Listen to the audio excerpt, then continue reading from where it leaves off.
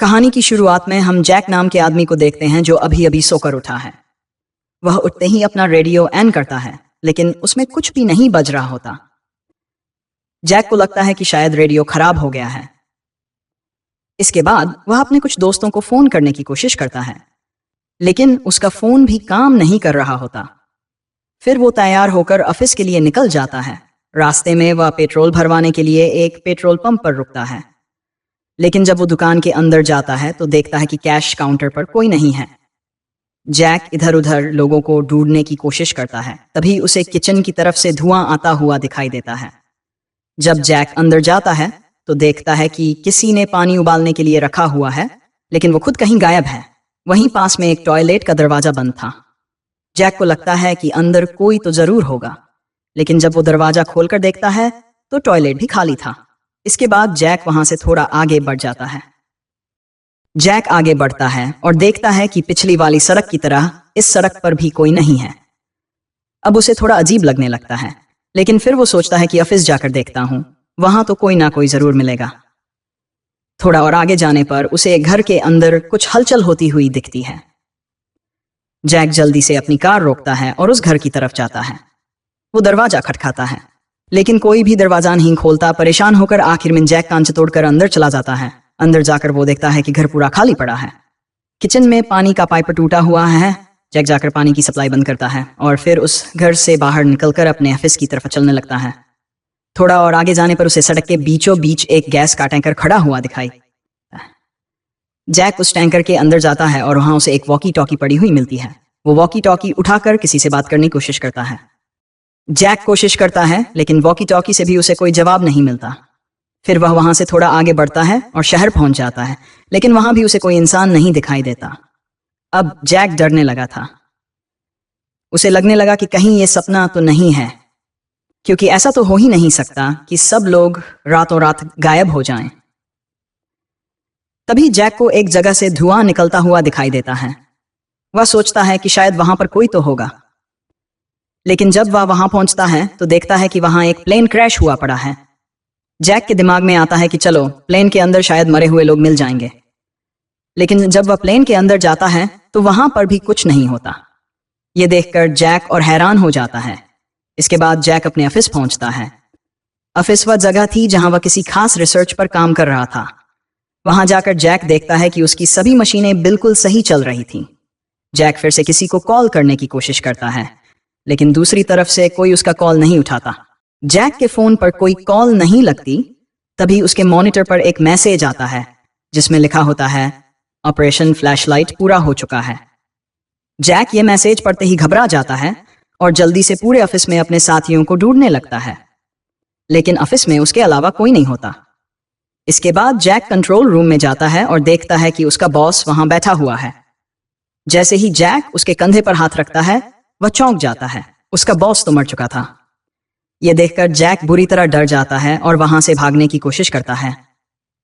Jack office के दरवाजे की ओर भागता है, लेकिन देखता है कि सारे दरवाजे अपने आप लॉक हो चुके हैं। अब उसे कोई रास्ता नहीं मिल रहा था।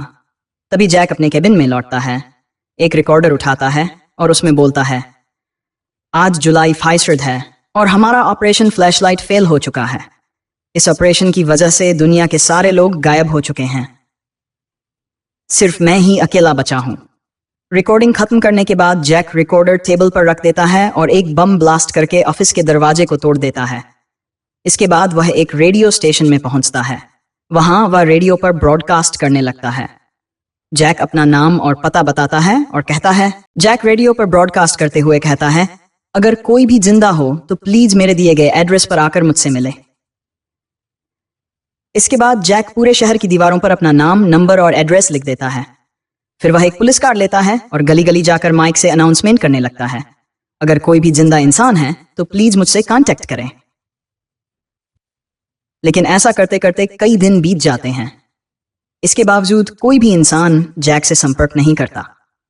हर रोज इंसानों को ढूंढते ढूंढते जैक अब थक चुका था। अब उसे यकीन हो गया था कि वह इस दुनिया में अकेला ही बचा है। तभी उसके दिमाग में एक ख्याल आता है, अगर मैं इस दुनिया में अकेला हूं तो फिर मैं इस छोटे से घर में क्यों रहूं। इसके बाद जैक शहर के सबसे बड़े और शानदार घर में जाकर रहने लगता है।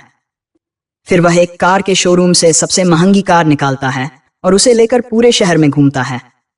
इसके बाद वह एक मॉल में जाकर सबसे महंगे और खूबसूरत कपड़े पहन लेता है। शुरुआत में ये सब चीजें करने में उसे बहुत मजा आता है, लेकिन कुछ ही दिनों में वो इन सब चीजों से भी बोर हो जाता है। अब धीरे धीरे कई और दिन बीत जाते हैं। जैक की हालत अब और खराब हो जाती है।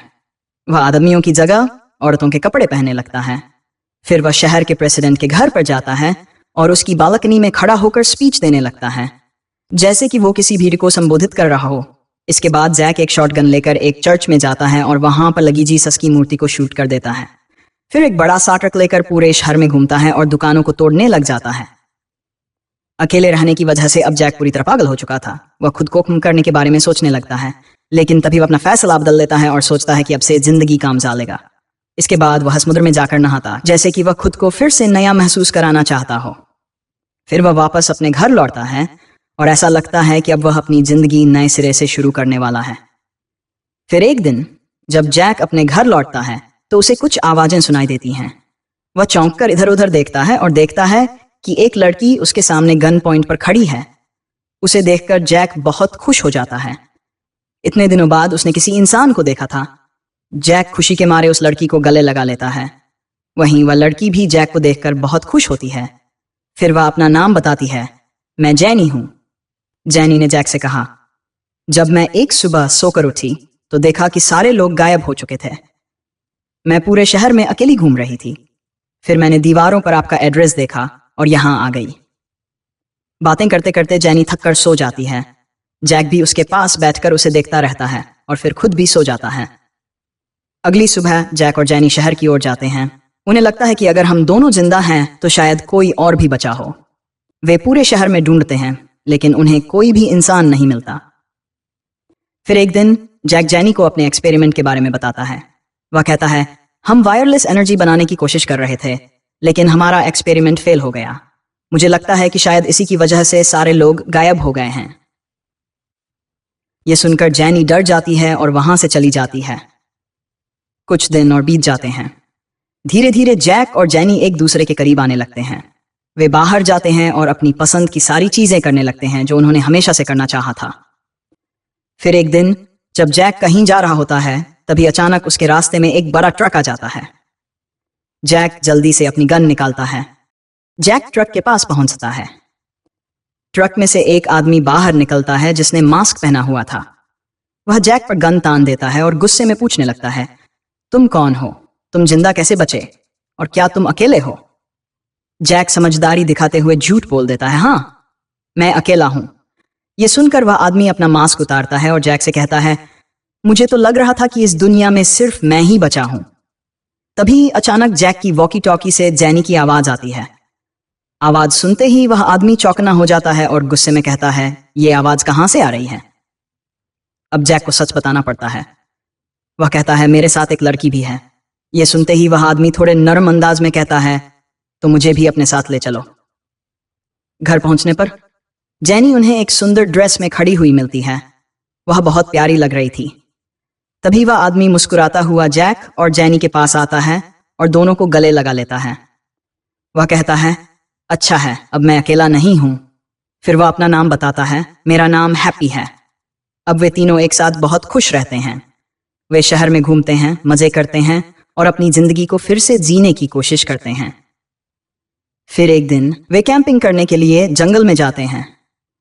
कैंप फायर के पास बैठकर हैप्पी उन्हें अपनी जिंदगी की एक कहानी सुनाने लगता है। मेरा दोस्त मुझसे जलता था, हैप्पी ने गहरी सांस लेते हुए कहा। हम दोनों बहुत अच्छे दोस्त थे, लेकिन एक दिन उसने मुझसे बहस शुरू कर दी। लड़ाई इतनी बढ़ गई कि उसने मुझे पीटना शुरू कर दिया। मुझे लगा मैं मर जाऊंगा। जब होश आया तो मैं अकेला था और दुनिया वीरान हो चुकी थी। जैनी भी अपनी कहानी बताती है। वह कहती है, उस दिन मैं बाथरूम में हेयर ड्रायर यूज कर रही थी। अचानक जोर का झटका लगा, सब कुछ काला हो गया। मुझे लगा मैं मर चुकी हूं, लेकिन जब होश आया तो दुनिया खाली थी, मैं अकेली थी। जैक भी अपनी बात शेयर करता है। मैं उस रात ऑफिस में काम की टेंशन और एक लड़ाई से परेशान था। नींद की गोलियां खाकर सो गया। जब सुबह उठा तो सब गायब हो चुके थे। मैं अकेला बचा था। उस रात जब सभी सो रहे होते हैं, जैनी को बाहर से गाने की आवाज सुनाई देती है। वह आवाज सुनकर जैनी बाहर जाती है और देखती है कि हैप्पी एक कब्र के पास खड़ा गाना गा रहा है। जैनी को लगा कि उसे डिस्टर्ब करना सही नहीं होगा, इसलिए वह वापस कमरे में आकर सो जाती है। अगली सुबह जैक अपने एक्सपेरिमेंट की जांच कर रहा होता है। तभी वह हैप्पी और जैनी को साथ में जॉगिंग करते हुए देखता है। जैनी चलते चलते हैप्पी से पूछती है, तुम्हारा फ्रेंड तुम्हें मारना क्यों चाहता था? हैप्पी हल्की मुस्कान के साथ कहता है, क्योंकि कभी कभी जो सबसे करीब होते हैं वही सबसे बड़ा दुश्मन बन जाते हैं। जैनी घबरा जाती है और वहां से चली जाती है। घर लौटकर जैक जैनी से पूछता है, क्या हुआ? तुम क्यों रो रही हो? जैनी कहती है, कुछ नहीं। फिर जैक हैप्पी से पूछता है, जैनी को क्या हुआ? हैप्पी कहता है, पता नहीं, मैंने तो उसे कुछ नहीं कहा। इसके बाद जैक और हैप्पी के बीच झगड़ा हो जाता है और जैक अपनी कार लेकर वहां से चला जाता है। हैप्पी को भी गुस्सा आ जाता है और वो भी एक गाड़ी लेकर जैक के पीछे पड़ जाता है। इन्हें गुस्से में देखकर जैनी भी अपनी कार से उनके पीछे जाने लगती है। तभी जैक हैप्पी की गाड़ी से टकराता है और गड्ढे में गिर जाता है, लेकिन किसी को भी चोट नहीं लगती। इसके बाद दोनों फिर से लड़ने लगते हैं, पर तभी जैनी गन तानकर कहती है, लड़ाई बंद करो। दोनों उसकी बात मान जाते हैं और जैनी के साथ घर लौटने लगते हैं। रास्ते में जैक कहता है, वो घटना जिसके बाद सभी लोग गायब हो गए थे वो फिर से होने वाली है और इस बार हम तीनों भी गायब हो सकते हैं। ये सुनकर दोनों डर जाते हैं। इसके बाद तीनों के ऑफिस जाते हैं। वहां जैक देखता है कि अगले दिन सुबह 10 बजे वो घटना दोबारा होगी। अब तीनों को इसे रोकना था। तभी एक लाल रंग की रोशनी आती है। तीनों को अजीब अजीब चीजें दिखाई देने लगती हैं। हैप्पी को लगता है कि दुनिया उल्टी हो गई है और वो उल्टा चलने लगता है, लेकिन कुछ ही मिनटों में सब कुछ नॉर्मल हो जाता है। फिर हैप्पी और जैनी एक दूसरे को गले लगा लेते हैं, जिसे देखकर जैक को जलन होने लगती है। जैक अपना रिकॉर्डर ऑन करता है और उसमें कहता है, आज जो कुछ भी हुआ वो सिर्फ इस घटना का छोटा सा हिस्सा था। असल घटना तो कल होने वाली है और इसका मुख्य कारण है मेरे ऑफिस से निकलता रेडिएशन। अगर हम मेरे ऑफिस को खत्म कर दें तो सब कुछ नॉर्मल हो जाएगा। इसके बाद वे तीनों एक गोदाम में जाते हैं जहां ट्रक में भरकर बारूद पड़ा हुआ था। यह बारूद काफी था जैक के ऑफिस को बर्बाद करने के लिए। हैप्पी उस ट्रक को लोड करके ऑफिस की तरफ निकल पड़ता है और जैक और जैनी भी उसके पीछे चल रहे थे। इस दौरान जैक जैनी से कहता है, हम पहले कितने क्लोज थे, लेकिन हैप्पी के आने के बाद तुम मुझसे दूर हो गई हो। इसलिए अब तुम सच सच बताओ, तुम मुझे पसंद करती हो या हैप्पी को? जैनी कहती है, मुझे तुम दोनों ही पसंद हो, लेकिन हैप्पी को लेकर मेरे अंदर हमदर्दी है। जैनी को जैसा वह समझ रही थी वह वैसा इंसान नहीं है, बल्कि वह तो बहुत अच्छा है। इसके बाद वह जैक की कार से निकलकर हैप्पी के ट्रक में जाकर बैठ जाती है। यह देखकर जैक को गुस्सा आ जाता है, लेकिन वह कुछ नहीं कर पाता। तभी जैक देखता है कि उसके रेडियो में बज रहा है, जिसका मतलब है कि उसके लैब में रेडिएशन लेवल बहुत ज्यादा बढ़ चुका है। अगर ये लोग ट्रक को ऑफिस के पास लेकर गए तो ट्रक में पड़ा बारूद ब्लास्ट हो जाएगा और हैप्पी और जैनी वहीं खत्म हो जाएंगे। जैक जल्दी से ये बात हैप्पी को बताने की कोशिश करता है, लेकिन हैप्पी को लगता है कि शायद जैक को उससे जलन हो रही है, इसलिए वह अपना रेडियो ऑफ कर देता है। फिर जैक अपनी गाड़ी लेकर हैप्पी के ट्रक के आगे खड़ा कर देता है। जैक कहता है, तुम लोग पागल हो गए हो क्या? अभी मेरे ऑफिस में रेडिएशन लेवल बहुत ज्यादा है और अगर हम ट्रक लेकर गए तो तुम दोनों भी मर जाओगे। इसके बाद वे तीनों ऑफिस से दूर एक टावर पर जाते हैं, जहां जैक कहता है, मुझे शहर जाकर कुछ सामान लाना होगा जिससे हम इस ट्रक को बिना ड्राइवर के ऑफिस के पास पहुंचा सकें। यह कहकर वह उन दोनों को वहीं छोड़ देता है और खुद कार लेकर शहर की तरफ चला जाता है। उधर हैप्पी और जैनी से अब कंट्रोल नहीं हो पा रहा था, इसलिए दोनों वहीं पर इंटीमेट हो जाते हैं। कुछ देर बाद जब वे दोनों बाहर देखते हैं तो वहां जैक दिखाई देता है, जो खुद ही ट्रक को ऑफिस के पास ले जा रहा था।